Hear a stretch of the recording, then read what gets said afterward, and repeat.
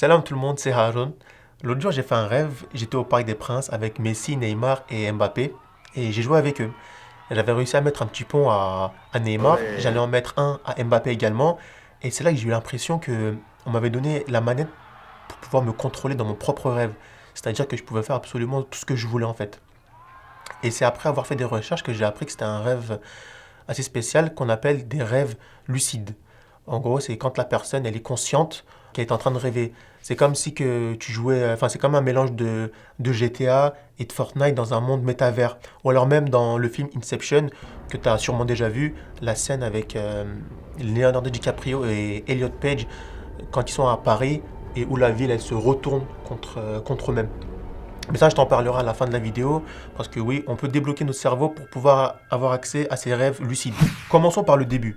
C'est quoi un rêve et quel sens a-t-il? Un rêve, c'est un assemblage involontaire d'images et d'idées qui sont souvent incohérents, qui peuvent être nettes ou floues, qui se présentent à l'esprit lors de notre sommeil. On a vu ce que c'était un rêve. Maintenant, quelles sont les conditions pour pouvoir rêver? D'abord, le principal, c'est de dormir.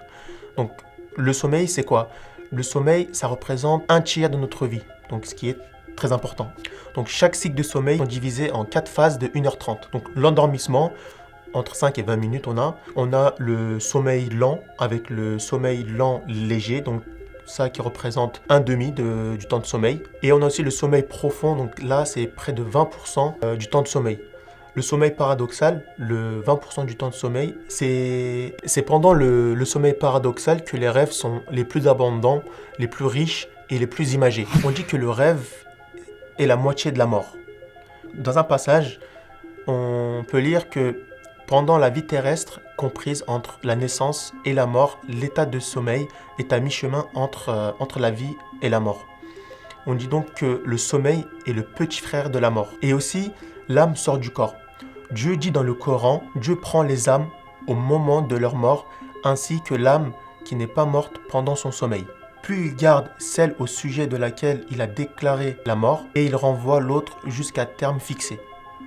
Le fait que l'âme du dormeur, s'étant rendue dans une autre dimension du réel, peut y rencontrer ce qui évolue dans cette dimension, les anges, mais aussi l'âme d'un défunt, cela relève du monde du barzakh. Al-Barzakh, dans la croyance musulmane, se réfère à un lieu entre le monde d'ici-bas et l'au-delà. Dans celui-là, on peut aussi rencontrer l'âme des personnes vivantes. Enfin, il arrive parfois à certaines personnes que leurs âmes, pendant leur sommeil, voient certaines choses qui vont se dérouler dans le futur. Et c'est l'ange en charge des rêves qui fait voir sous une forme représentée, ou bien c'est un message provenant de Dieu directement. C'est là l'explication des rêves prémonitoires. Et en vrai, est-ce que vous savez combien de temps dure un rêve? Ça part juste de quelques secondes à 1 minute.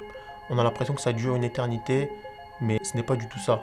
En réalité, ça dure simplement quelques secondes. L'interprétation des rêves est une science et le prophète sallallahu alayhi wa sallam a dit qu'il ne fallait pas interpréter les rêves n'importe comment. Seul le rêve véridique présente un intérêt par rapport à l'interprétation. C'est pour cela qu'il ne faut pas raconter ses rêves à n'importe qui. Nous voilà arrivés à la partie que tout le monde attend, le rêve lucide. Dans le rêve lucide, il y a comme une éruption de la conscience éveillée dans le déroulement du processus onirique habituel. Le rêveur sait que le monde qui l'entoure n'est qu'une construction de son esprit et peut ainsi analyser et réagir de façon plus ou moins rationnelle, selon son degré de lucidité. Cette prise de conscience involontaire ou obtenue par certaines techniques peut permettre au rêveur de contrôler le contenu et le déroulement du rêve. Les rêves lucides ont lieu durant le sommeil paradoxal. Ils peuvent survenir ou résulter d'un apprentissage. Ce savoir offre au rêveur la possibilité d'exercer un contrôle délibéré non seulement sur ses actions, mais sur le contenu du rêve et sur son déroulement. Tous les auteurs insistent sur le fait que la motivation est une condition préalable nécessaire. Il existe de nombreuses méthodes. Elles peuvent être classées en 3 grandes catégories. Endormissement conscient, prise de conscience dans le rêve, et enfin utilisation du stimuli externe. Et là, tu es peut-être dans un rêve, tu t'es endormi, et nous sommes dans ton sommeil, et nous t'obligeons à t'abonner, à liker, à commenter cette vidéo. Mais n'oublie pas, notre vie est comme un rêve, on croit qu'elle dure 80-90 années, mais ceci ne vaut qu'un assoupissement sous un arbre lors d'un grand voyage. À la prochaine.